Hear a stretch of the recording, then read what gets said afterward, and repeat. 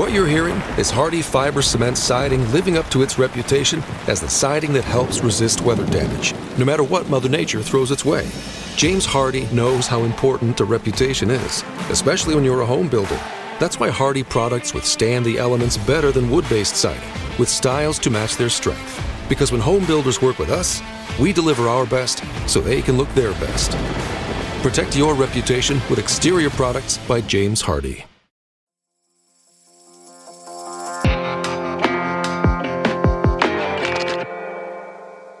If you've been listening to season 1 of 13 Juror podcast, you'll know that I just started a series on David Marshall Murdock from Florida.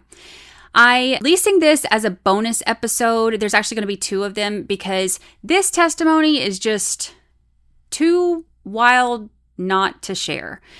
There was no audio or video that was streamed for the trial after the second day, so all of this was missed. So I got the transcripts, almost 3,000 pages, and spent a lot of time going through them, and there was a lot of crazy stuff in there, and I thought that it's something that needed to be shared with the jurors. So I was originally just going to do a couple episodes on this, but I decided to spend the extra time, read the transcripts on an episode or a couple episodes and release them to y'all because I know that y'all are as interested in all of this as I am. So I am doing the direct examination on this episode, and then there will be another one that follows with the cross and rebuttal.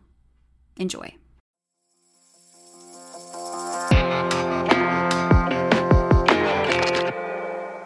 David Marshall Murdock's direct examination begins with his defense attorney, Ms. Tuomi, saying good morning. He responds good morning, and she asks him, can you please introduce yourself to the jury? He says his name is David Murdock. She asks, how old are you, sir? And he says 65. She asks how old he would have been back in 2016, and he says I would be 57 at that time. She says, okay, well, let me bring you back to 2016. In 2016, specifically February of 2016, where were you living? I was living at Cherry Pocket, out at Cherry Pocket. Okay, can you describe to us what is Cherry Pockets? Cherry Pocket is a fish camp that's in North Lake Wales. They have a 5-star restaurant. They're on the lake, on Lake Pierce. They have clients that come in everywhere, all over the state and country. The restaurant's very popular. I owned a home out there. You never own the land. You have to lease the land. But the home, you can own.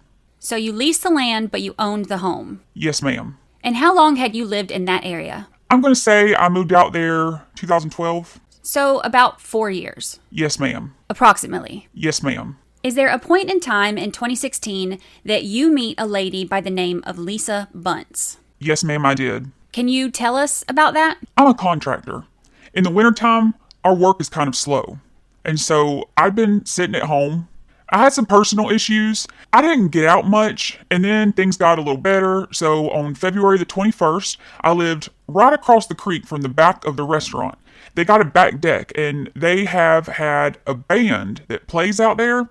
And so I'm sitting on the deck, on my patio, and the band was playing. And I'm going to go out. So I went in, got dressed, went over, met some friends that live there. We talked. Mark and Deneen. Mark introduced his brother and their wife. I'd never met them. And his wife. I'd never met them. And Mark tells me, he goes, your uncle is with 4 women behind you.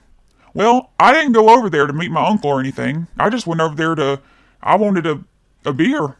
I don't drink much. I can buy a 6-pack of beers, and 6 months later, there'd be 3 beers still left in that 6-pack in the refrigerator. I'm not a drinker. So I turned around, and Mark says, what do you think about the blonde?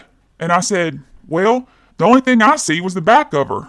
And I said, well, she looks good, I said, but I hadn't seen the front of her. Well, I got back in the conversation with them for about 10 minutes, and I told them, I said, look, I'm going to go around and talk to John because John's from Michigan. He's a friend of mine. He lives at the Pocket. Now, he's a Wolverines fan. I'm a Gator fan. And I'm sorry. Y'all FSU fans just kicked our butt for the last few years. So as I go to talk around and talk to John, the bar that they have on the back deck is a boat. It's actually an original wooden sailboat, and the owner had brought it and set it up and made a bar out of it. And then had seats all the way around it. And the ladies that works inside the boat. And so her name is Kimmy. And then John was sitting on the side, which is Kimmy's husband. So as I go to walk around to talk to John, I'm walking by my uncle. And I say, "How you doing, Unc?" And he goes, "Doing okay, nephew." So I just didn't talk to any of the women. I just walked around and went around and started to talk to John. I told Kimmy, "I want a beer." I said, "Look, I want a beer." She goes, "Do what?" I said, "I want a beer." And she goes, "Dave, you don't drink." I said, "No, I want a Coors Light in a bottle." So she got me one. And so me and John's in a conversation. Next thing I know, all four of these women are standing around me, and my uncle says that they want to introduce themselves to you. And I said, "Well, okay." I remember Sanda Andrews to my left, and another lady by the name, I think her name was Jay Lee or something like that. I can't actually remember her name. And then there was another lady to my right, a black-haired lady wearing glasses. And she gave me a name, but then I found out later it wasn't her real name. And then I felt somebody rubbing on the back of my head. And I turned and looked, and it's the blonde-haired lady. And she goes, "Oh, shit," and walked away. And so I looked at the women and I said, "Look," I said, "if I said something or done something wrong to her," I says, "I'm going to apologize to her." But I don't remember saying anything to her. And so the lady to the right, which is Jody, I found out later her name was Jody. She goes, "No." She goes, "She's got a thing for men going bald." Well, I was going bald. So I said, "Well, okay." So they talked a few minutes and then they left, went back around outside the boat, and me and John started talking. And then I hear somebody hollering, "Hey, Dave! Hey, Dave!" And John's telling me, says, "Somebody's hollering for you." And I looked across the boat and Lisa is calling me around. So I said, "Well, let me go see what she wants." So I go around and I asked her, I said, "Did I say anything wrong to you?" She goes, "No, no, no, no." She says, "I just got a thing for men going bald." I said, "Well," I said, "I hadn't seen back there, so I didn't know I was really going that bald." But I said, and then she says, "Can I have your phone number?" Well, I didn't ask for her number. She asked for mine. And I said, "Okay." I says, "Look," I says, "I got some business cards." So I took out I own my own business. So I took out a business card. I gave her one. I gave Jody one. And Lisa says, "Oh, you got your own business?" And I said, "Yeah, it's just a small business. It's not a big one." So the band starts playing a slow dance, and Lisa says, "Would you like to dance?" And I said, "Yeah, okay." So we get up there, and we started dancing. And I'm looking in her eyes because she had some beautiful green eyes. And the next thing I know, she puts her hand behind my head and pulls me down and just puts a hell of a kiss on me. I mean, I'm not gonna lie. It was a kiss I hadn't had in a long time. And I pulled my head back and I looked at her like, wow. I mean, I didn't expect that either. Okay, Mr. Murdock, let me just stop you there. So you and Lisa hit it off while you guys were at Cherry Pockets. Yes, we did. All right, and did you learn where Lisa Bunce was from? I learned later that evening, yes. She was from Ohio, Toledo, Ohio. And she was just down in Florida visiting? Yes. Visiting her friends and family? Yes. All right. And is there a point in time where that evening ends or that day ends and you and Lisa, you and Miss Bunce go your separate ways? Yes, there was. And is there another point in time what about the second meeting with Miss Bunce? The second meeting with her is Sanda Andrews called me and wanted to know if I would meet her at the Watering Hole, which is a bar and restaurant over by, it used to be Gold's Gym across from Legoland. And I says, "Yeah, is there a problem?" She goes, "I need to talk to you." I said, "Okay." So now the second meeting that we actually had when she come back down, that was, well, we had another meeting before that. I took her out to dinner on a Tuesday night after we met on the 21st. I took her out to dinner on a Tuesday night. Took her out to dinner again on Friday night. And she loves seafood. So I took her to the Red Lobster, and that Friday night, we went to my place and got intimate. So okay, so that was the first kind of week, if you will, that Miss Bunce had been down from Ohio. She spent some time with you. She spent some time with her friends. Yes. All right. And then when she leaves to go back to Ohio, do you continue the relationship with Miss Bunce? Yes, I did. And how do you, both you and her, continue the relationship? She would fly down and visit. She would stay at my place for a while, and then I would go up there and fly. She would meet me at Toledo Airport or pick me up at Detroit Airport, whichever was available, and I would go and stay at her place for a while. And the Cherry Pockets, is that a community for over 55? It's 50 and older. 50 and over. Yes, ma'am. All right, so is there a point in time where your relationship gets to be more serious? Yes, there was a point in time where it got real serious. Were you guys more or less exclusive between the two of you? Yes. And how long did that take? Right away, really. I mean, we hit it off right at the bat. I mean... Did there become a point in time where you decided to sell the property that you were leasing in Cherry Pockets? Yes. Tell us about that. Lisa had been down in February. I got my divorce. Lisa asked me back in May when we were dating in 2016 if I would divorce my wife because I was still married to my wife, Teresa. Okay, let me just talk to you about that for a second.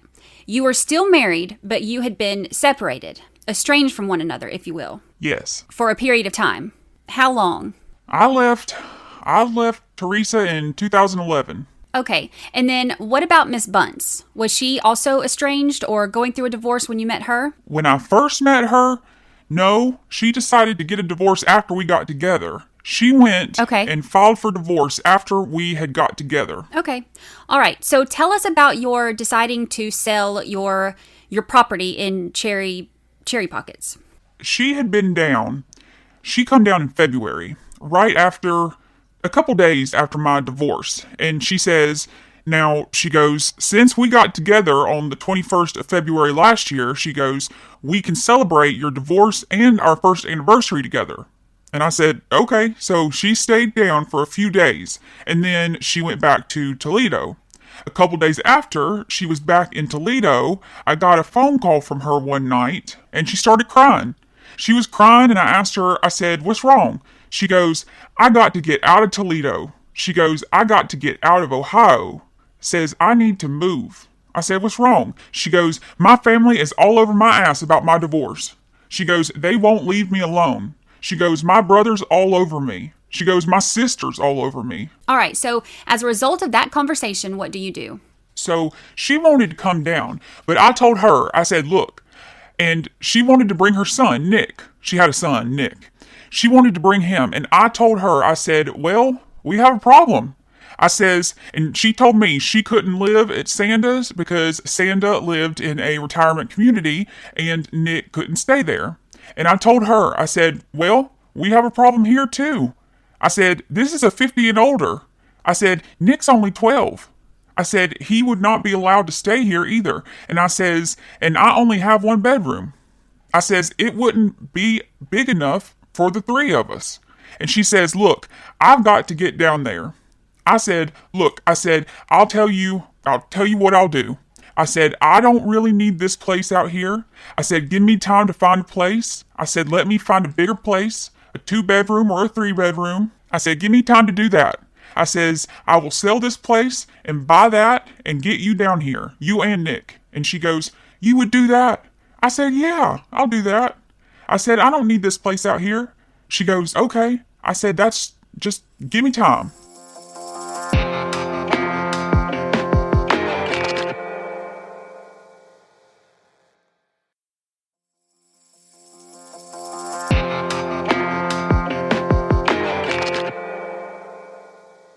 So the property at Cherry Pockets, was it like a monthly rental or lease or?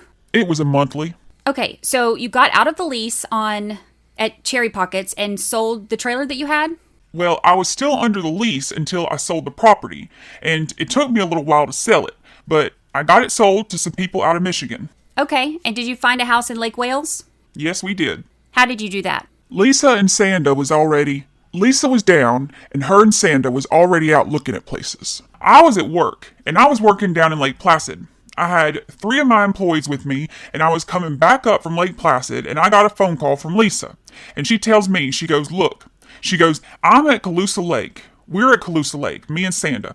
We're looking at this mobile home. She says, would you like to come by and look at it? She goes, it's nice.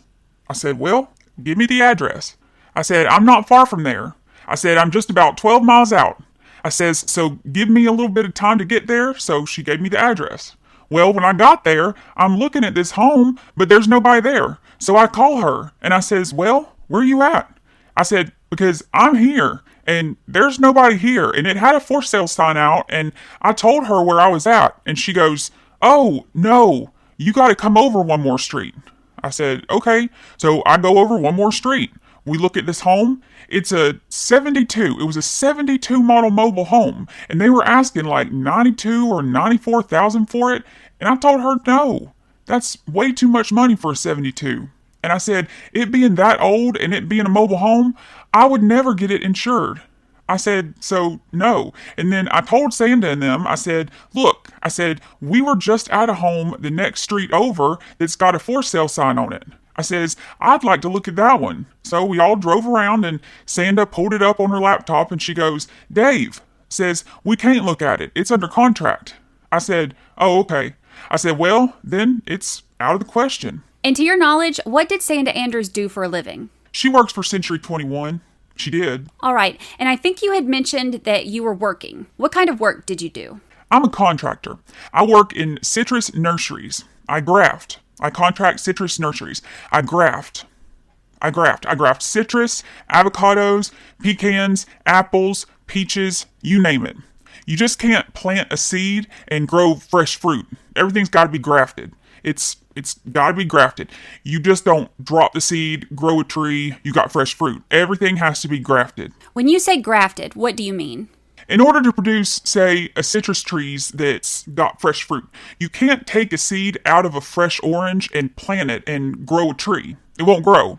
You take what they call a bittersweet, and there's different kinds of root stalks, and you take the seeds out of them and they'll grow. And then once they get a certain height, and the nurserymen that owned the nurseries, everything's in a greenhouse, they don't plant anything in a field no more due to canker and greening.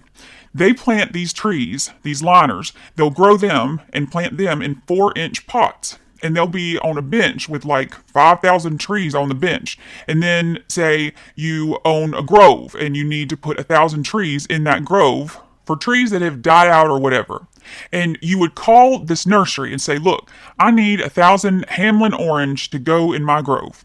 Well, then what we would do is the nursery owner would have like Hamlin oranges growing in another greenhouse, and they would go cut the limbs off, and then they'd be out about this long, and everywhere there's a leaf, when you cut that leaf off, there's an eye up under it. Well, then what you do is he'll cut so many, say I grafted about 3,000 a day. So, and those liners would be about the size of your pinky, and you'd go and make an upside down T in it. Then you do that on that stick of wood. You would go about that far above the eye and cut up under it, and then slide it up under in that T. And then somebody would wrap it up to keep it from drying out and make it where the bark would bond to it. And once the bark, in about 14 days, the bark bonds to it, it heals up, you unwrap it, you cut the top out of the old tree, you got a new orange tree. You got an orange tree and it produces fresh fruit. Okay. So every graft is different with avocados, pecans, apples, peaches, everything. It's a different type of graft. It's not the same. All right. So let's go back to the house. So finally, you guys were at a different house, but it's under contract, right? Right. Then what happens? Okay, I had a big contract down in Okeechobee I was doing, and I had for a ranch down there, and they had groves, grapefruit groves, and the price of grapefruit had dropped. Instead of him going in and pushing up these trees and planting new ones, I go in there and graft onto these trees to change it over from grapefruits to an orange. And it's really hard to explain. You gotta see it, but you just take graft onto the tree, and then once that graft takes, they cut out the old tops, and once it sprouts, you got an orange instead of a grapefruit. I was down there working. Let me stop you right there, Mr. Murdock. with regards to the house. Yes. Okay, let's go back to the house.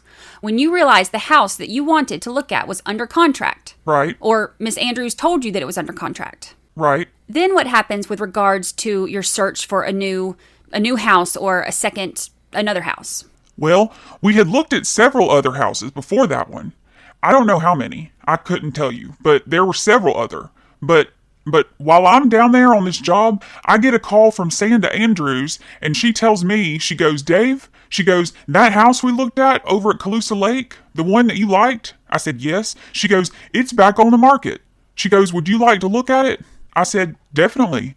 I said, yeah, I would like to look at it. She goes, okay, when would be a good time? I said, well, I'm down in Okeechobee. I says, what about Saturday? She goes, 1, 2? I says, that'd be fine. I said, what time do you want to? She goes, around 1. I said, all right. So I get there to the house that Saturday about 12:30, and I go looking and walking around it, looking in the windows and looking to see if there's a lot of damage to it or whatever. The neighbor next door comes out and he introduces himself and he says, you're buying the home? I said, I'm just looking at it. I says, I don't know if I'm going to buy it or not.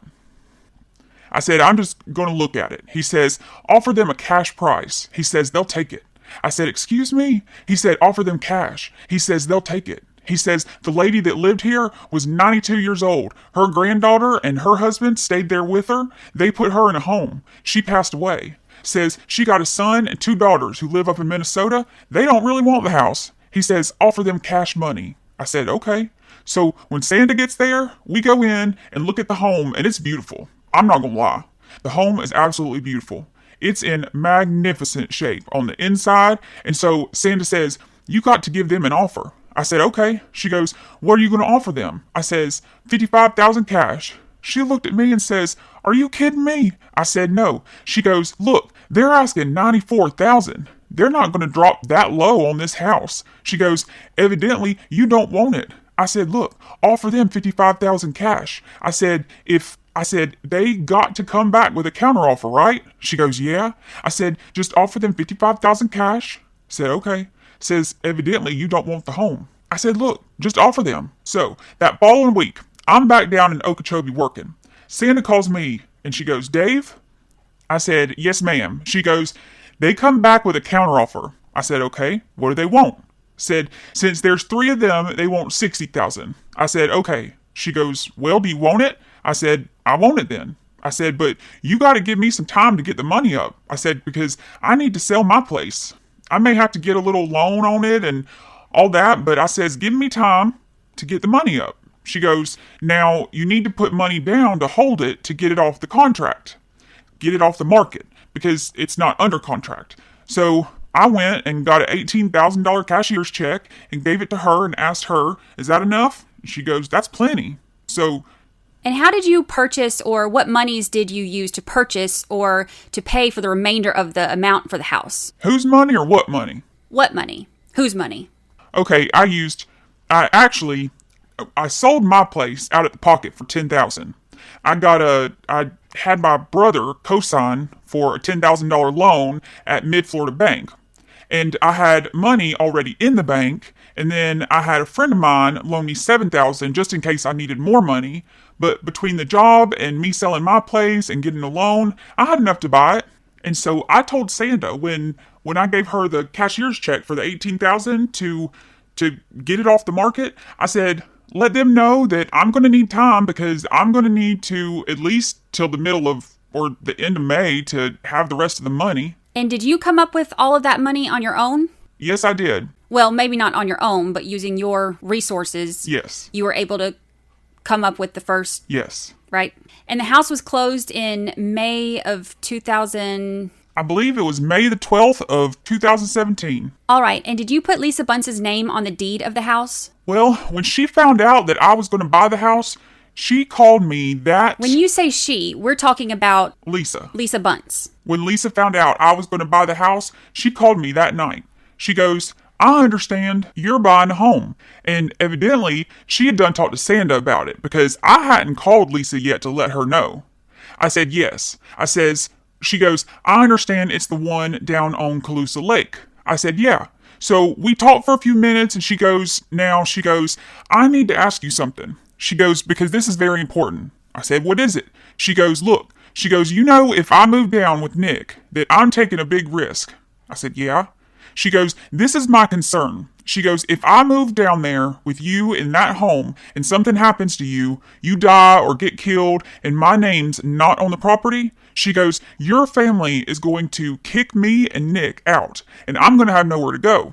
And I told her, I said, look, my family's not that way. My family's not going to kick you out of this house.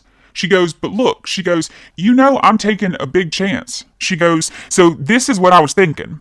And I said, okay. She goes, I'm divorcing my husband, Danny. I said, yeah. You know that he's got a pension. I'm going to get part of that. He's going to have to pay me so much a month. She goes, if you will put my name on that deed with yours, that when I get my divorce settlement, I will give you $30,000 back on the property to make it right. I know you're paying $60,000. I'll give you $30,000 to make it right. And I asked her, I said, are you sure you're going to get that type of money in your divorce? She goes, well, I'm getting more than that. I said, okay. I said, so your main concern is if I die or get killed, that my family's going to kick you out?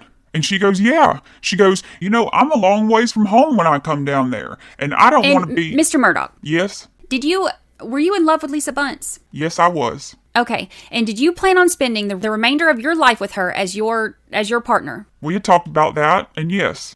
Okay. So based upon that conversation and based on your love for Miss Bunce and wanting to provide her with the security that she's asking you for, you put her name on the deed as well as yours? I did. She asked me, she says, after we got through talking, she goes, do me a favor. And I said, what's that? She says, don't tell Sanda that we talked about this. She says, I don't want her to know about my concerns with Nick and all. Says, but don't tell Sanda that we talked about you putting my name on the deed. And did Miss Bunce and her son, or I guess it was her grandson that she adopted, did they come to live with you in that Lake Wales home? Yes. That you had purchased? Yes. Approximately what month and year did they move in? Lisa moved down. Matter of fact, I went up. Me and a friend of mine named Chuck, we went up Christmas Day of 2017. We got there that night. She didn't want us up there during Christmas because when you say she was having... got there, I don't mean to interrupt you. When you say got there, where'd you go? Toledo. Okay. Ohio. All right, thank you. Well, Chuck and I got there to Toledo, Ohio that night around 8. And she didn't want us to get there early because she had spending Christmas with her family. So we just took our time going up. We got there about 8 o'clock that night. Everybody was gone. The next day, we went and got a U-Haul. We loaded everything up. We headed back down, and Lisa drove her car down. Chuck and I was coming back down, and she followed us down. She basically got moved in by the 28th of December of 2017. Now, she come down by herself, and then she left her son with his dad, Danny, up in Toledo. She drove up, I think, the end of the first week of January and picked him up, brought him back down. Okay, that was going to be my next question. Did Dominic come with you, but he did not? No. He came later on. She went and picked him up later. And was he enrolled in school as well? Yes, she got him into Frostproof Middle School. And how old was Dominic? I think at that time he was 14 or just fixing to turn 14, something like that. And did he have his own room in the house? Yes, he had his own room.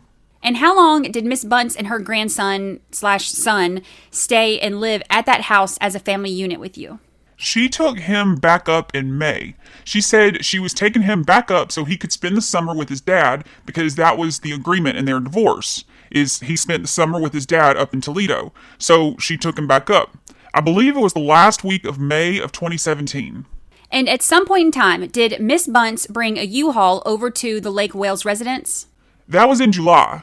She got the U-Haul there in July the 7th. Of? I went and drove that U-Haul back for her. What year? Actually, it was a Pensy truck. It wasn't a U-Haul. What year? 2017. 2017? Yes.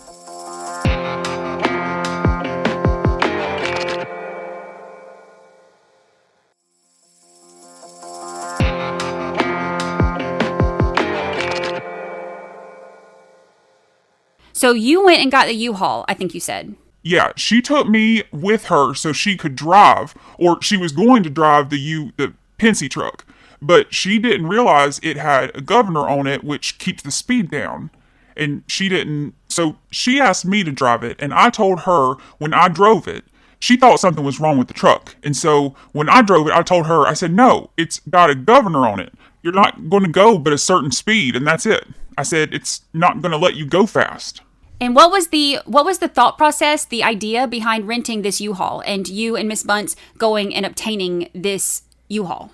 She was going to move back up to Ohio. She said that she wanted to move back up to Ohio, Toledo, so Nick could finish school with his family and friends. And then what she wanted to do was stay up there until he graduated, then move back down to Florida. Did you think that you were going to be following her back or up to Ohio? At first, I did.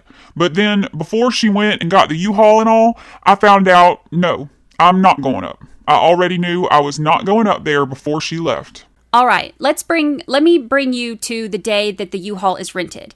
It's at the Lake Wales residence. Who's there loading up the U-Haul? There was her, there was Lisa, Jody, myself, and our neighbor Woody. Okay, and were you placing things, helping move things, pack the U-Haul, if you will? Yes, I was. Did you place things in there that were yours as well? Yeah, I loaded all of my living room furniture. There was a spare bedroom, and all of the furniture in that spare bedroom went. There was a whole lot of stuff that went. I couldn't really tell you everything that went. She done most of the packing. Okay, and when Miss Bunce left, do you know where she went? She was heading back to Toledo, is my figure. Was she driving alone, or was someone else? No, Jody was with her. She brought Jody back down. She had went up, was supposed to close on a home up in Ottawa County, which I found out while she was up there that she never purchased that home. So I knew then I wasn't going up there. She gave me a false address, a false picture of a home. While she was up, it closed. I called that number on that paper, and that lady said she never knew Lisa Bunce and never heard of her. And so I knew at that point, no, she doesn't want me up there. So you know what? I'm not going there anyway because I had a business to run. My family worked for me in my business. My family depended on me. I had contracts, and I even told her at one time that she wanted me to. She says, well, you can move up in July with me. And I said, no, that's not going to happen. I said, I got too much to do down here. I said, I can't move up there. And then when I found out that she did not purchase that home, I knew then that I was not going up there. And you know what? I was totally content with that because I wasn't going to live that lifestyle no more. Let me stop you there. When Lisa Bunce gets to Ohio, does she text you that the relationship is over? She texts me and says, I don't like doing it over the phone this way, but we're done. She says, I'm tired of your lying, cheating. You're lying and you're cheating. I said, what? So she texts you and says the relationship is over. Yes. Okay. After that text where she indicates to you that the relationship is over, do you and Miss Bunce continue to either communicate through cell phone calls or text messages or both? Otherwise? Both. And I'm assuming you tell us, but is there a point in time where you want Miss Bunce's name off the deed to the house that you purchased? Yes. And you guys were not married. You and Miss Bunce were not married, right? No, we were not married. Kind of tell us about your wanting her name off the deed of the house. I told her that I would like for her to get her name off the deed to the house. I says, look, you did not own up to your part. And this was a phone call conversation. This was not a text. I says, you did not own up to your part. I says, so I would like for you to take your name off the deed. And she says, okay. Says, Sanda's coming up. I'll have her bring a quitclaim deed and I'll sign and get my name off the deed. Did she ever do that? No. And did that become like a bone of contention between you and Miss Bunce, if you will? Yes, it did. And is there a point in time where Miss Bunce would indicate to you that she would kind of be a snowbird and come and stay down in Florida when it was wintertime, or whenever she was in Florida, she would stay at the home? She texted me in December of 2018. I had changed my phone number because I got tired of getting calls that I did not know who they were from. They would never answer, and I was getting 3 or 4 a night. And they were just going blah, blah, blah, this state, this state, and that state. And when I called the number back, the person or the whoever was calling me, but when I called it back, they would say, "We're sorry, but this is not an active number." Okay, well, I just got a call from that number, so how come now it's not active? So, and I was getting 3, 4 a night for about 2 weeks, and I told my sister about it, and she told me about an app that you can download in your phone where people can call you on that app, and you'll never know it's them. That it'll give off a different state or whatever, and I did not even know that existed. So I got tired of phone calls, and I changed my phone number. Is there also a point in time where you began to communicate with Miss Andrews regarding the quitclaim deed and the house and things like that? Yes. Tell us a little bit about that. I was at work, and I get a text from Sanda that says, "Look, I just left Lisa's. She's not going to sign the deed. I don't know why. It's between you two. I'm out of it." All right. So I got to thinking, okay. So I text her back and said, and I did say it. I mean, it's just, you get a spur of the moment, and I texted her back and says, "Well, tell her I'll burn the fucking house down before she gets a dime out of it." And that's what I texted her back and told her. All right. And to your knowledge, did Lisa Bunce continue to come and go back and forth from Toledo, Ohio to Florida after she moved out? Several times, yes. All right. Because she would come and stay with Miss Andrews at her residence? Yes. All right. Let me bring you to New Year's Eve, January 1st or December 31st of 2018, January 1st of 2019. Did you, let me back up. Did you begin trying to date again, trying to find someone, trying to find love? I had gotten in another relationship. It was in August. I'm going to say the middle of August, with another girl named Lynn. All right. And how did you meet Lynn? I had went up to the New Grove Lounge and I just went up there to shoot pool. I don't care for alcohol. I do like to shoot. Okay. So you go to New Grove Lounge. Yes. I met Lynn, the New Grove Lounge. And you and she began dating? I met her in July, and we started dating in the middle of August. All right. So let me bring you back. Move forward again. Sorry. December 31st of 2018, January 1st, 2019, New Year's Eve. Did you and... Well, excuse me. Would you repeat that? Sure. December 31st of 2018, the new year into... Okay. 2019. Yeah, right. Okay. Did you and Lynn go to the New Grove Lounge to celebrate New Year's? Yes, we did. Who drove? Lynn drove. I drove to her house, and then she drove from her house to the New Grove Lounge. How far is her house to the New Grove Lounge? I'm going to say maybe 5 miles at the most. All right. And were you planning on meeting anyone there at the New Grove? Lynn had some friends that she wanted to meet up there. They had a band playing, and these friends, they do some sound effects or something with the band. I don't know what exactly they do, but she wanted to go up there and be with them and meet them, and she wanted to introduce me to them. And I said, okay, so we'll go. So they were Lynn's friends, not her family. No, it was her friends. Her family was at home. Her mom and dad was at home that night. All right. And approximately what time, if you remember, did you arrive at the bar? I'm going to say between 8:30, 9. All right. And are you familiar with the Apple Lounge? Yes, I am. How far is the Apple Lounge from the New Grove? Oh, I'm going to say probably 12, 15 miles. All right. Is that also a bar, a lounge, what have you? Yes, it's on Wrecker Highway in Winter Haven. That you have frequented in the past with Miss Bunce? Yes. All right. Is there another bar in there? I know there's a third one and the name escapes me Well, you have, in Winter Haven, you have Caribbean Bay, Old Man Frank's, and Tanner's. They're all right there together. And then downtown Winter Haven, there's a jazz. There's a bar that plays jazz. And I love blues and jazz. So Tom and I would go there every now and then. All right. And Tom. Who's Tom?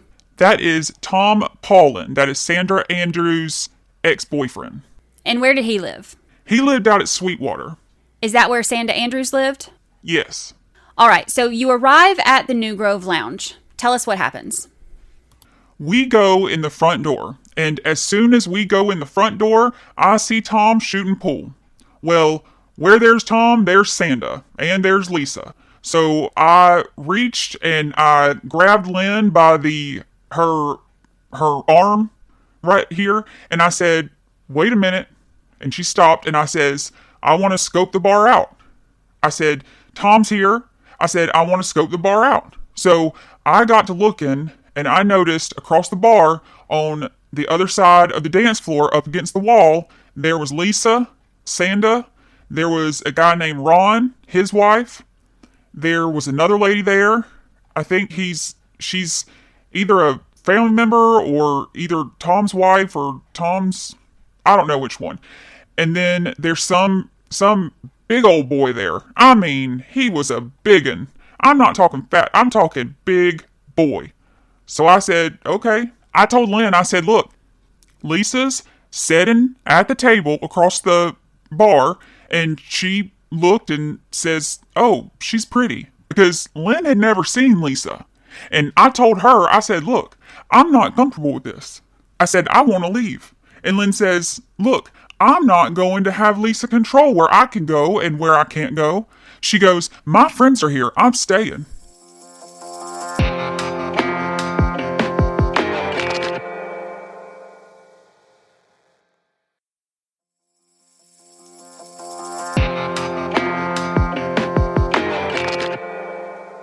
And were Lynn's friends already there at the bar? Yes. Were they already seated? Yes. Did you go and sit at the table that they were at? Yes. All right. And the table that you and Lynn and her friends were at in relation to the table that Lisa Bunce, Sanda Andrews, Ron, his wife, the big guy, tell us spatially where those tables were at in this bar.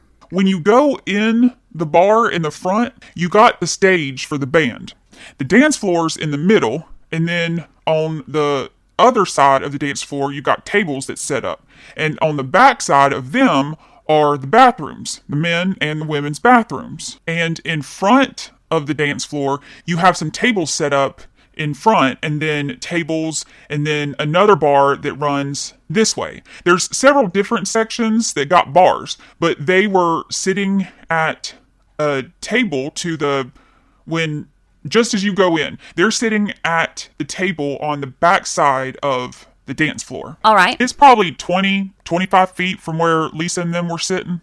And the table that Lisa Bunce was at, is it close to the women's and men's bathroom? Yes. At the bar? Yes. Would you actually have to go past their table in order to go to the bathroom? Yes. Or There's the restrooms? no way to get to that bathroom without passing their table. How long did you stay at that bar that night? I really don't know what time it was. I had went to the bathroom right after we got there. I told Lynn I had to go to the bathroom. Ron was standing on the outside right by Sanda.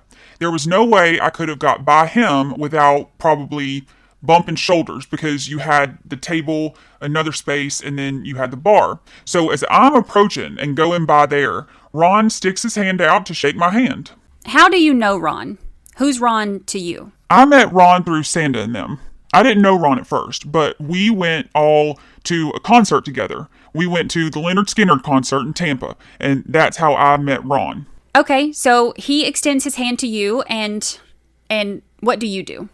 I was not going to be rude, so I stuck my hand out and I shook his hand. I mean, me and Ron, good friends. We'd become good friends at that concert. So I told him, I asked him, I said, because he had went back to driving a truck. I said, how's the truck driving business? He goes, it's doing pretty good.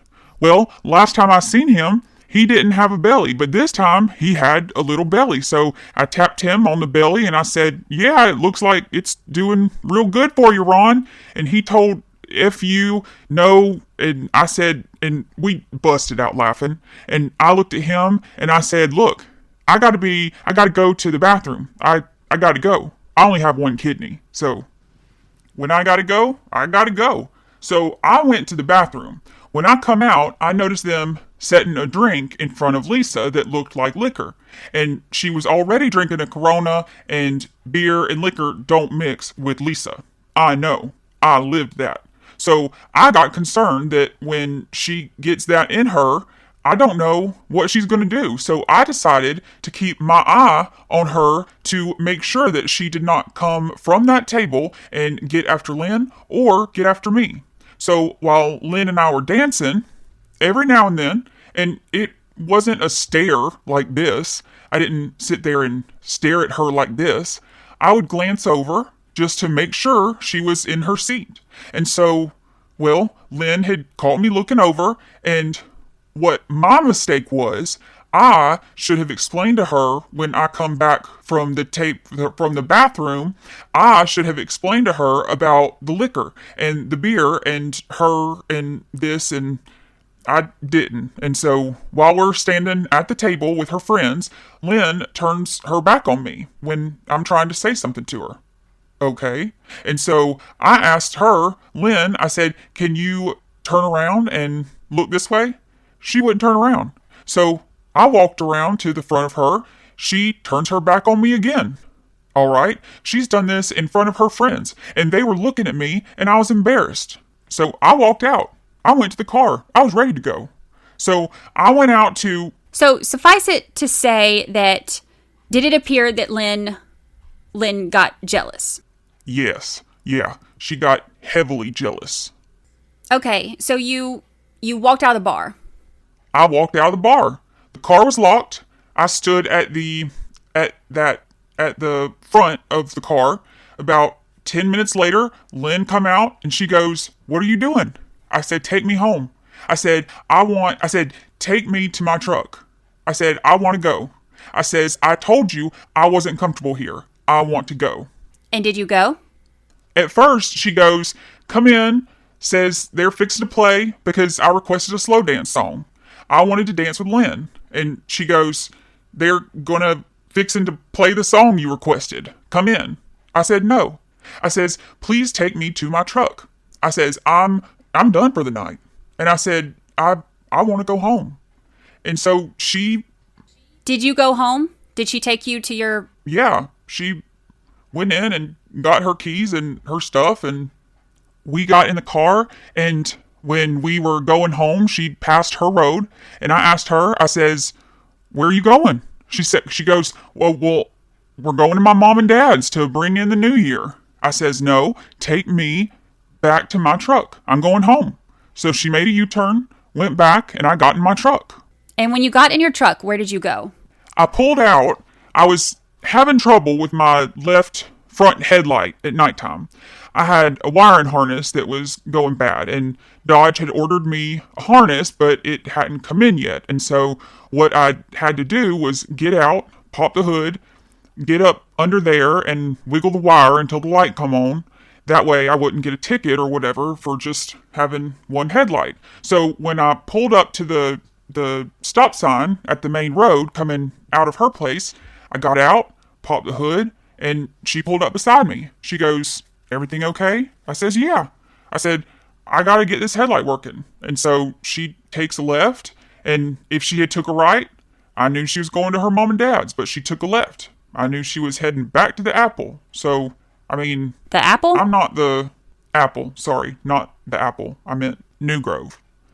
At this point, I don't know what possessed me to do it, because I was kind of ticked about her turning her back on me and embarrassing me in front of her friends. So I got on the phone and I texted Lisa and I told her... What did you text Lisa? Ma'am? What did you text Lisa? I texted Lisa and I said, "You looked very beautiful tonight. Couldn't keep my eyes off of you. Have a good night." And that was it.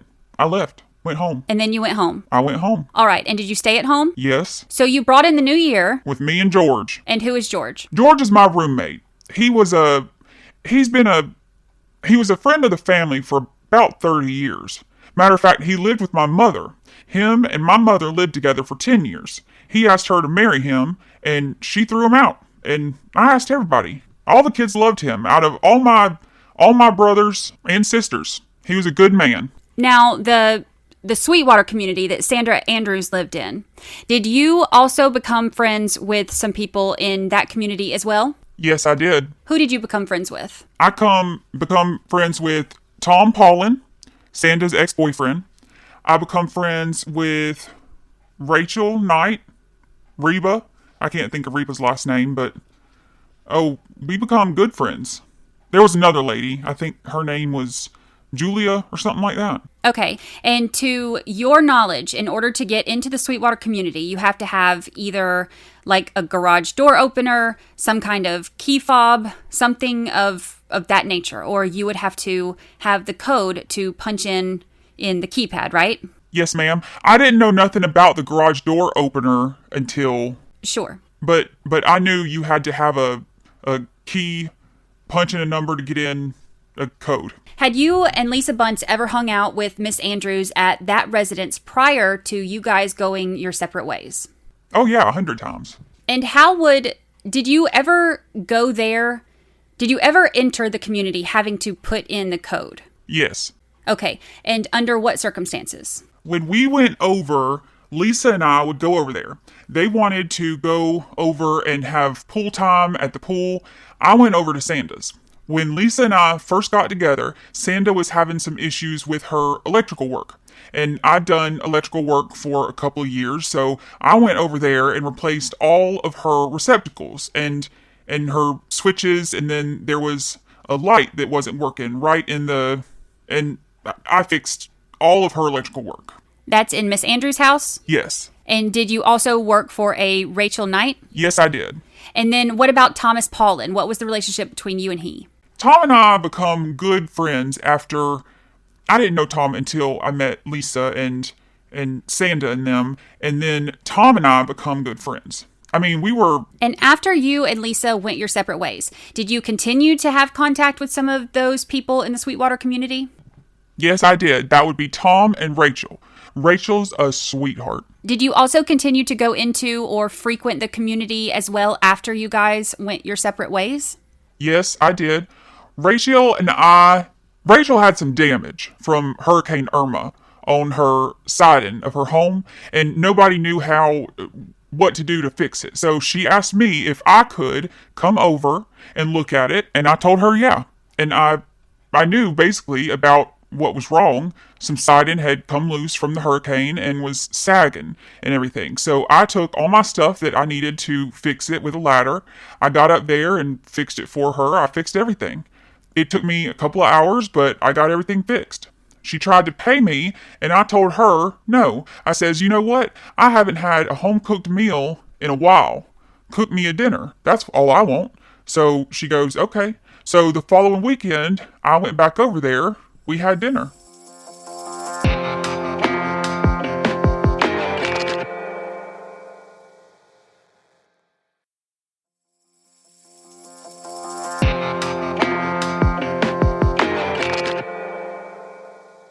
Okay, so I think where we left off was at New Year's Eve. You left, you went home, you spent New Year's Eve with your roommate. Yes. Okay, and what was his last name? Estrite? Estrite, okay. I say that last name wrong every time I say it. How long had he been your roommate? He was living with my sister, my oldest sister, Janet. And Janet wanted to start a foster care. And with him being a single man and he was in his 70s, just hitting his 70s, she was concerned about bringing kids in.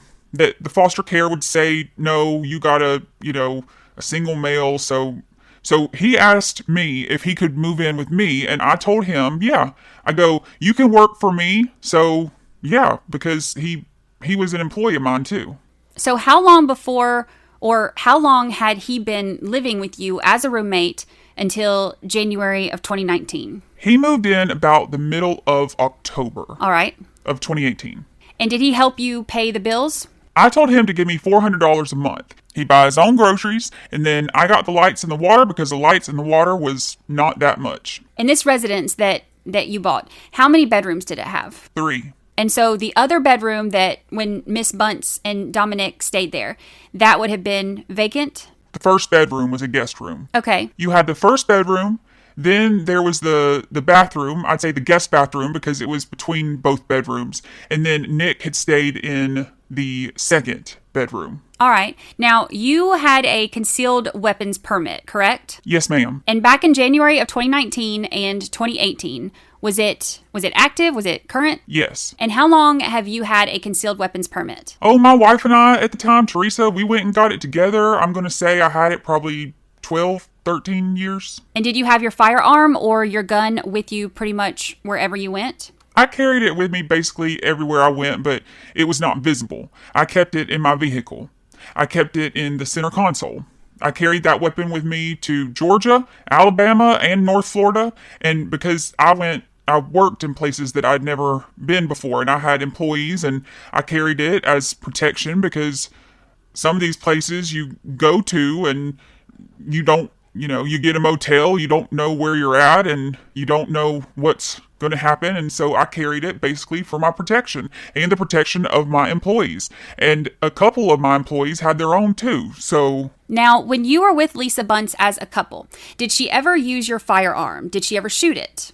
I took her out when we lived out at Cherry Pocket when we first got together. We had a shooting range out back. We had a lot of these people that lived there. We had built a shooting range out back to go and practice with our weapons, and she wanted to know how to shoot a weapon. So she did shoot the gun? Yes. What kind of gun was it? It was a 9mm Glock. And how long have you owned that gun?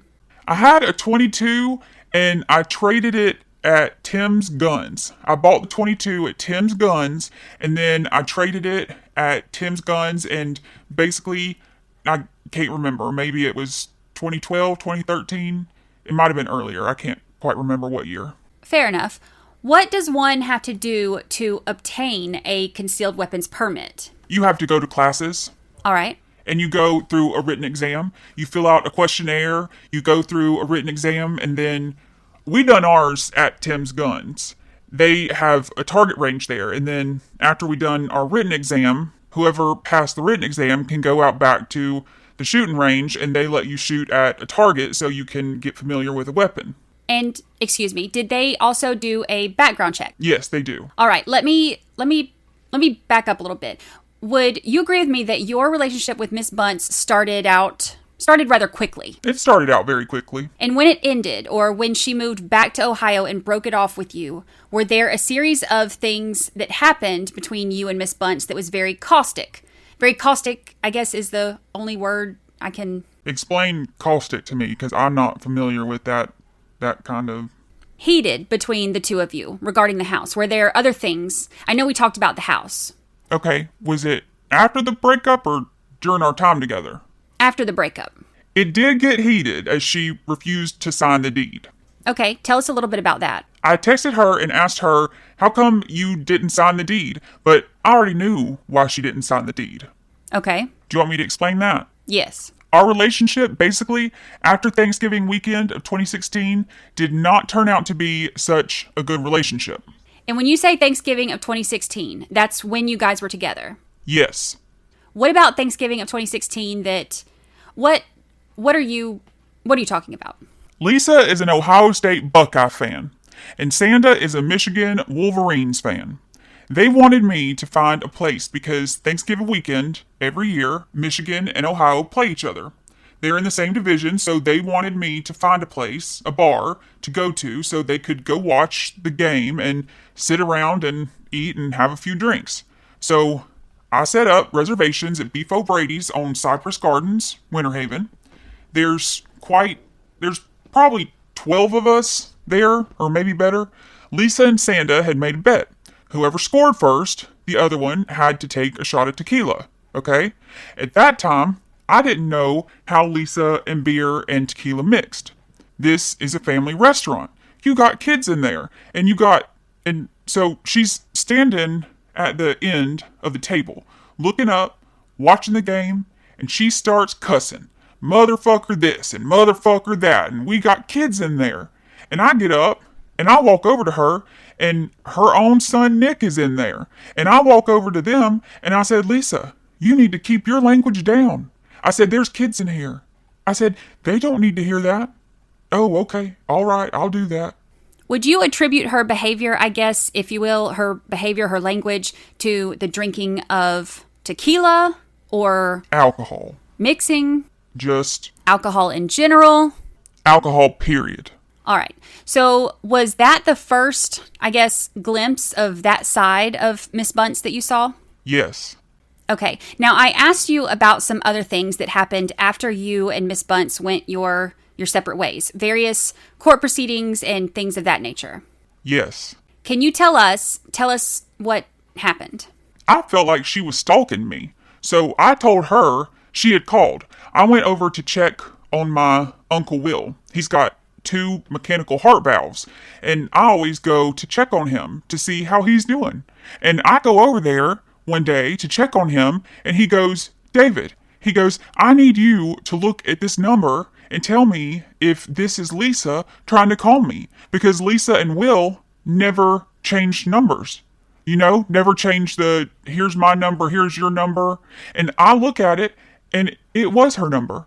And she had called him like once on a Monday, twice on a Tuesday. He never answered the phone. He just let it ring.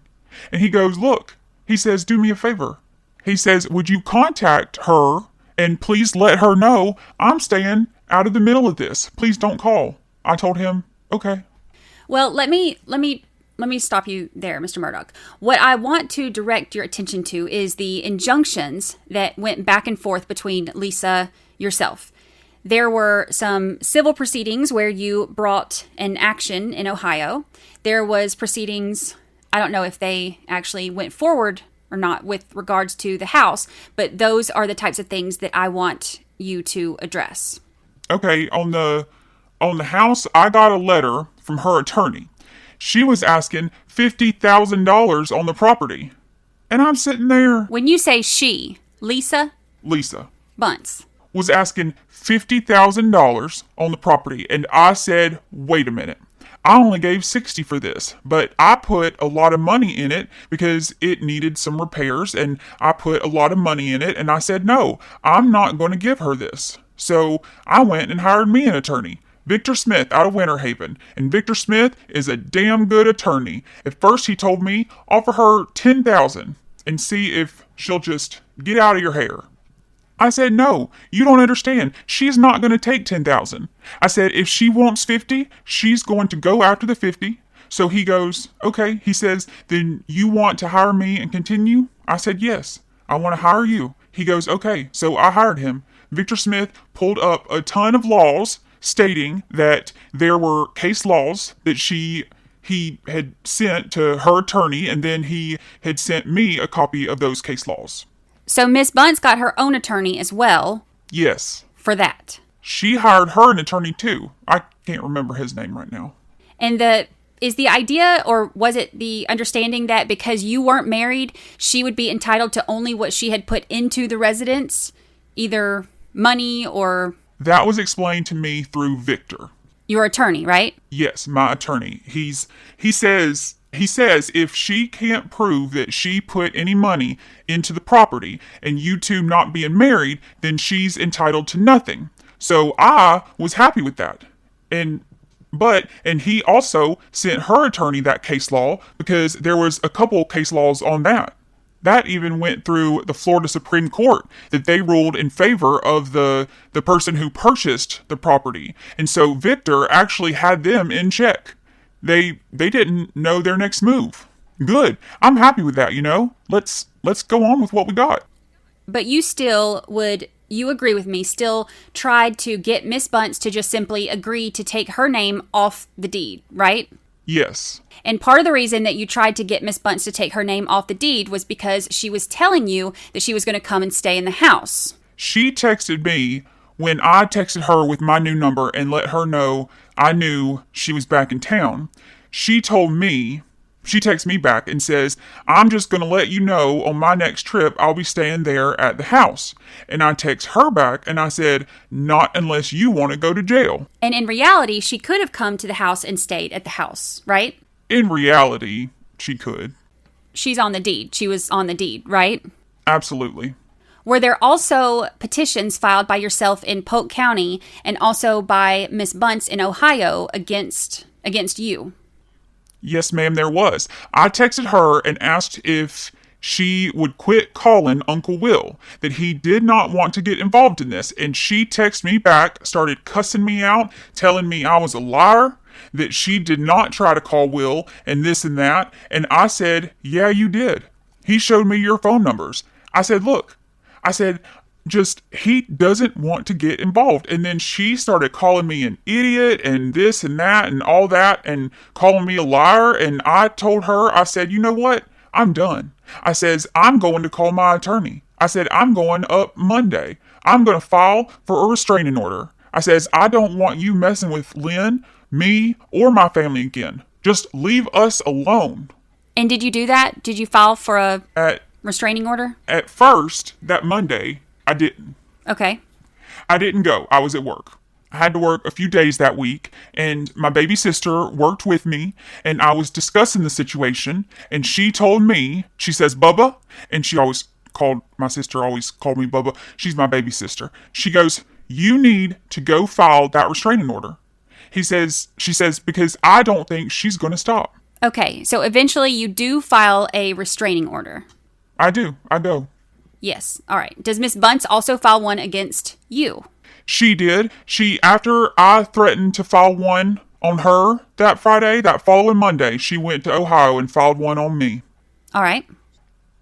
She was already in Toledo, but that Monday, after I done threatened her that Friday, she went that Monday and filed one on me.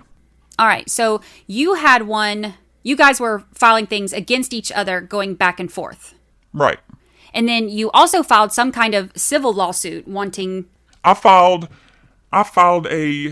for small claim. I mean, not small claim. I filed for I can't even think of the word now to get some of my money back. I don't know what they call it. It's not a civil. Florida's... Civil court. Yeah, but I filed to tried to get some of my money back that I had loaned her in the past, that she had promised to pay me back and never did, so... All right, so you filed a civil lawsuit in Ohio. Yes, that's the only place I could do it, because that's where she lived at. I tried here in Florida, and they said that I could not do it here, that I had to do it where she lived. It was in Lucas County. And during your relationship with Miss Bunce, did you also lend her money?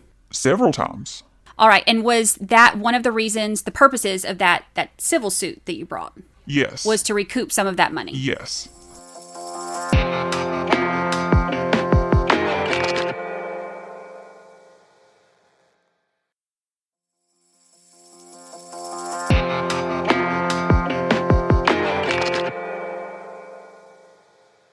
All right, so at some point during your continued contact with Miss Bunce, after you and she had separated, gone your separate ways, did you at points of time have an amicable relationship with her? What do you mean amicable? Friendly, not aggressive, not angry relationship. When we first broke up, there was a few times we did talk over the phone. There was no arguing or nothing. I just told her, I says, I thought it was wrong the way you done it. I said, I knew you was never going to buy the house or had me plans on coming up there. I knew it was not going to be, we had a few good conversations, but then it really turned nasty after they started spreading the rumors, and I told them to stop with the rumors, and it spread nasty after that. Her and Miss Andrews was texting their friends and calling them, saying that if David tries to text you or friend you on Facebook, don't. He put a gun in his mouth, tried to kill himself, he's crazy. And I had their friends calling me and telling me this. And Tom called first. Tom called me first, and I said, no, Tom, they didn't do that. He goes, yes, they did. He says, Lisa texted me and told me that if you tried to friend me on Facebook, don't do it. That you was crazy. You stuck a gun in your mouth, tried to kill yourself, threatened to kill yourself, and Sanda called me and told me that. And then I get a call from Rachel, same thing. And then I get another call from Julia, same thing. So I text them. I tried calling them first. Neither one of them would answer the phone. So I text them and I told them, I said, look, stop with the lies. I said, if you continue to tell people that I put a gun in my mouth and threatened to kill myself, I says, I'm going to get an attorney and I'm going to sue both of y'all for slander. Now stop. I said, don't let one more person call me and tell me, and it stopped. Nobody else did. Now, Tom Paulin and Rachel Knight, the two individuals you just referenced, they were individuals you met, people that you met through Sanda Andrews and Lisa Bunce. And Lisa. Right? Yes. And as a result of this, like gossiping and things of that nature, did you become closer to Mr. Paulin, Tom Paulin, and Rachel Knight?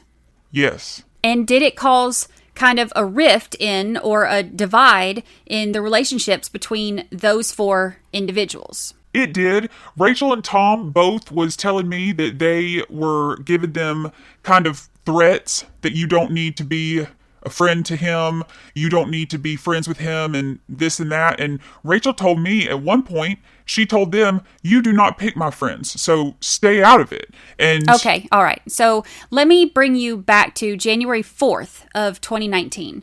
We'll start in the morning. Do you recall what you did that morning? Well, I want to drop back to the 3rd, if you don't mind. January the 3rd.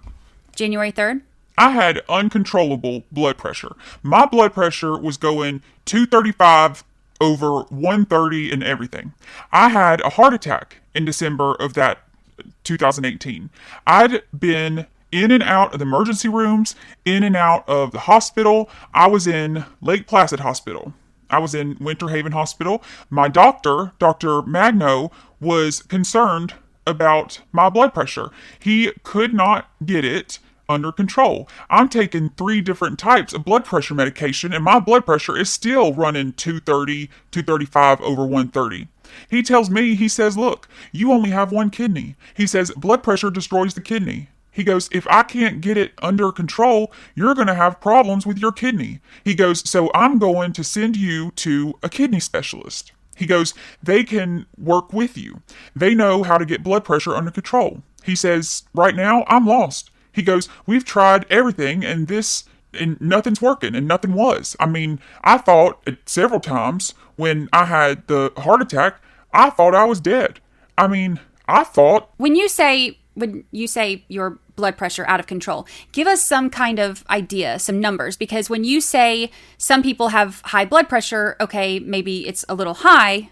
No, mine was running over the 200s on the top and over the hundreds on the bottom. And what I'm talking about, the top was going around 210 to 235 to 245 at one time. And the bottom was at 130, 135. Matter of fact, when I was taking the trip up north, I got up to Cartersville, Georgia. My blood pressure was 245 over 130. I checked myself into the emergency room.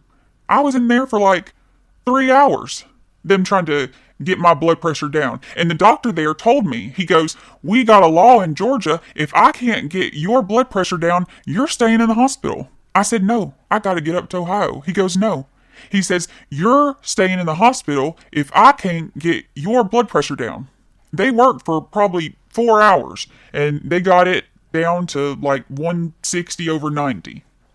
And how long have you had issues with your high blood pressure? I've been taking blood pressure medication ever since I was like 45. I started out with a low dose, but as I aged, the doses kept increasing. And then in October, the 1st of October of 2018, I had a pancreatitis attack. I had to be put in the hospital. The doctor said that it was an additive because I don't drink, so that had nothing to do with the pancreatitis. He said it was an additive that my doctor, Magno, had added to the lisinopril to protect my kidney, is what caused my pancreatitis attack. And she told me, she goes, I'm taking you off that additive. She goes, I'm going to write you a new prescription. You go get it filled, but it's not going to have the additive. But you get with Dr. Magno, and see what he wants to do. After they took that additive out, it wasn't a week later. I was feeling bad and I checked my blood pressure. I had a machine at the house and I checked my blood pressure and it was like 235 over 120. And I was feeling point blank red. And I called Lynn. I was dating Lynn at the time, and Lynn's a nurse, and Lynn worked in cardio at Winter Haven for a long time, and I told her what my blood pressure was, and she goes, stay right there. I'll be there. And she come and got me and took me to Winter Haven Hospital. I was there for 7-8 hours till they got my blood pressure back down, but as soon as I'd get out, it'd shoot right back up, and I couldn't get it down, couldn't get it under control. How many different medications do you take for your blood pressure? I was taking, at that time in January, I was taking, lisinopril. I was taking 3 different kinds of blood pressure medications 4 times a day, and it wasn't working. I honestly thought I was going to die of a stroke or a heart attack because they could not get it down. All right, let me bring you back to January 13th. That's the date you wanted me to address. January 13th of 2019. No, that would be... January 3rd. I'm sorry. January 3rd. Okay. Yeah, so the kidney doctor, when I first went and seen him was in December. He tells me what was happening when I go to bed at night, that my blood pressure should go down or stay level, but he says yours ain't. He says yours is going up. He goes, so I'm going to put you on a medication. He says you take this medication bedtime and bedtime only, no other time. Do not drive a vehicle on this medication. He goes, he said, bedtime only. He says, I want you to check your blood pressure. Write it down. He goes, at night, when you take this medication, he goes, I want you to take it in the morning when you get out of bed and write down beside what it is that morning and compare it to that night. He goes, I want you to do this for 2 weeks. He says, I'm going to start you out at 1 milligram. He says, I want you to bring the results in so I can... There's an objection here from the prosecution. There's a bench conference that took place outside the hearing of the jury. With the transcripts, we get to hear what it's about. So the prosecutor says that his objection is to hearsay. He says that he's let this go on for a while, but now that basically Mr. Murdock is sort of just self-diagnosing himself from what a doctor is telling him. He said he was giving him some latitude, to be fair, but at this point, he's kind of down this line of questioning that requires the doctor to come and testify if he keeps going on about it. So he's basically testifying in lieu of this doctor. So the defense attorney says that she will try to get him back on track. So the objection is sustained and the questioning is continued. Ms. Tuomi asks, so on January 3rd, you were taking new medication, correct? I was taking... Just... Yes, he increased it. Okay. From 1 milligram to 5. All right. So then I want to jump to January 4th of 2019. Okay. Okay. Did you work that day? No.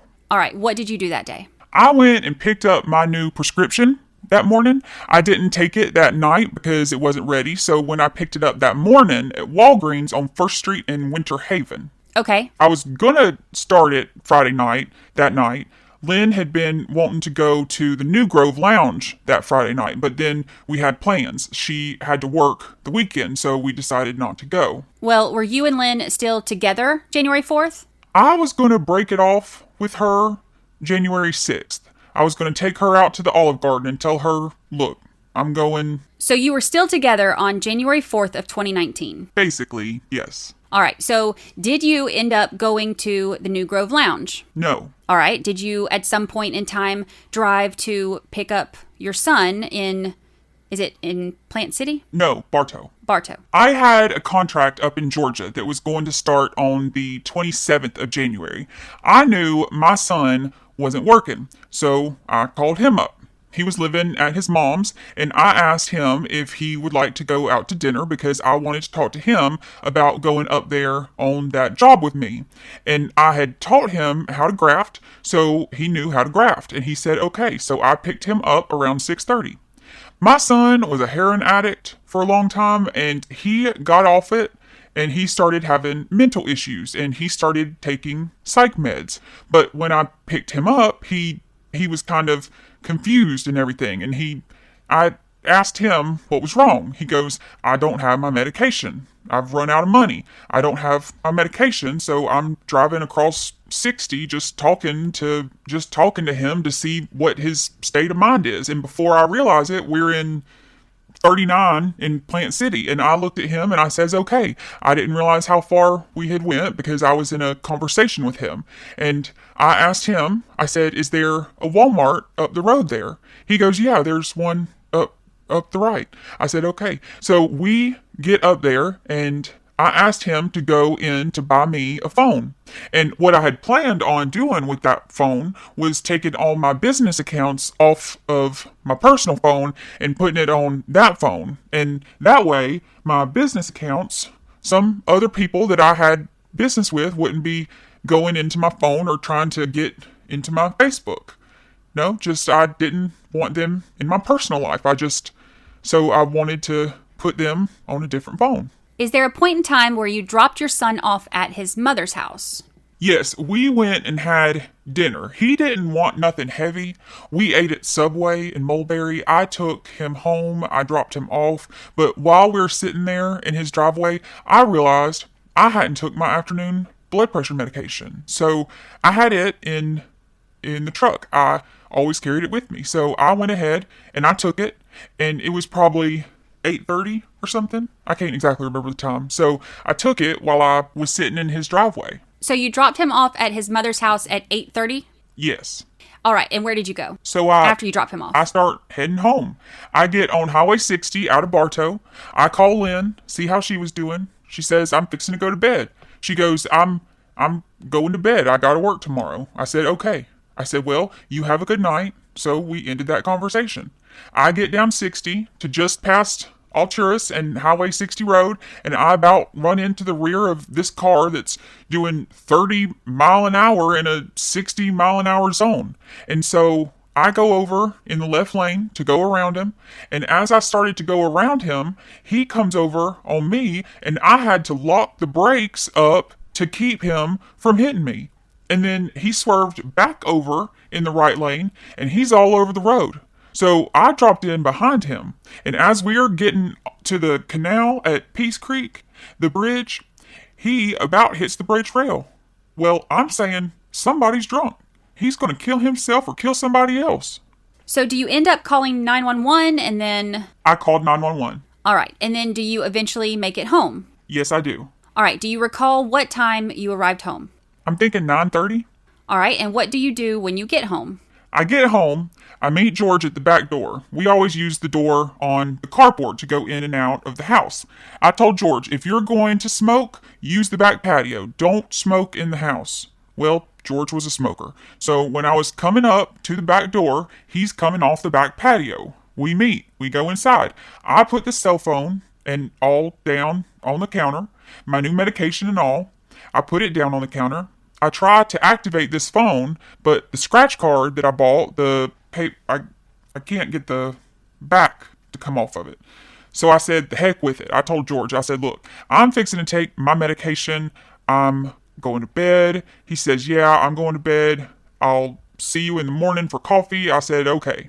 So that was about 9:30 that night? Yes, 9:30, 9:45 by then. So I checked my blood pressure, and I had a little tablet, and I wrote down the blood pressure. I took the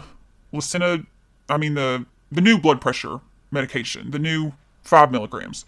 Well, I have nerve damage and arthritis in my right rib cage, and a lot of times when the weather's cool and this and that, air takes me to a point where I can't go to sleep. So Dr. Magno had subscribed me Celebrex. And one of the side effects of Celebrex is severe nightmares.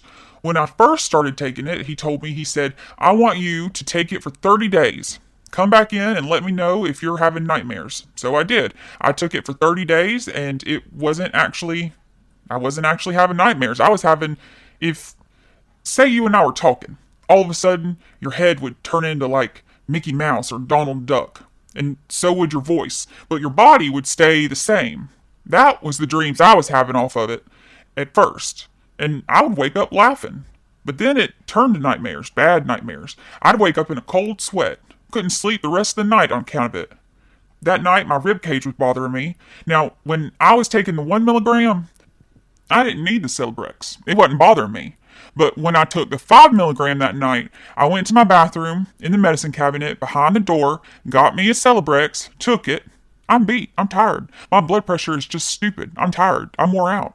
Blood pressure, if you don't have it, ever had high blood pressure beats you down. I remember having on shorts, a shirt, flip-flops. I kicked the flip-flops off, reached down, grabbed the remote to the TV, laid down across the bed, turned the TV on. I had it up on the wall. I turned the TV on. I'm out that fast. I don't know if I was so tired I passed out or if the medication knocked me out. I don't know. I mean, I couldn't even tell you what was on the TV. I went out so fast. And what is the next thing that you remember after falling asleep? Waking up in Central Polk County Jail, chained to the bed. When you woke up at the jail, did you notice anything on your wrist? I had a hospital band on my wrist from Bartow Regional Hospital.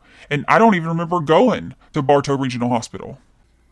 Mr. Murdock, did you want Lisa Bunce to die? I never wanted Lisa to die. Did you ever plan on killing Lisa Bunce? I never planned on hurting Lisa. What about Sanda Andrews? I never wanted Sanda hurt or harmed in any way. I never wanted either one of them hurt. If I could just have a moment. At this point, the defense attorney pulls out a video and publishes the video for the jury. It's actually the interview room where David was taken by the police. So she asks a few questions. There's no sound on the video. They're just playing a couple of shots from it. And she actually fast forwards through some of it because she says that it's lengthy. So she shows that and she says, "Is that you, Mr. Murdock, in that video?" Yes, ma'am. That's me. Okay. And do you recall being in this interview room? I don't even know where that's at. I don't recall. And that's the end of direct examination. I'll do another bonus episode for the cross-examination, which gets really spicy, and the rebuttal.